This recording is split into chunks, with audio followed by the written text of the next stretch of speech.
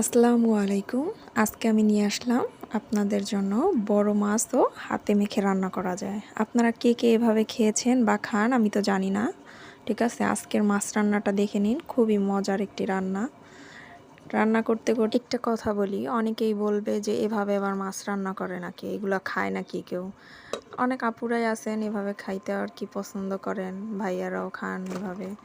তা আমি আজকে বাসায় কিছুই ছিল না, তরকারি তেমন কিছু, জাস্ট মানে খুঁজা খুঁজা বের করছি কিছু তরকারি, তাই দিয়ে আর কি মাছ রান্নাটা আজকে শেষ করব। দেখতেই পাচ্ছেন কিভাবে রান্না করছি, এভাবে রান্না করে দেখবেন, খুবই মজা লাগে। আর কাঁঠালের বিচি দিলে তরকারিতে একটু মজা মনে হয় একটু বেশি লাগে আমার কাছে। বড় মাছ রান্না করতে আমি তেমন কিছু ব্যবহার করিনি, দেখতেই পাচ্ছেন। আর এই মশলাটা দিলে তরকারির স্বাদ দ্বিগুণ বেড়ে যায়। আমি জানি না কোন কোন আপুরা এইভাবে তরকারি রান্না করেন, দিয়ে দেখবেন খুবই মজা লাগে এই মশলাটা দিলে আর কি।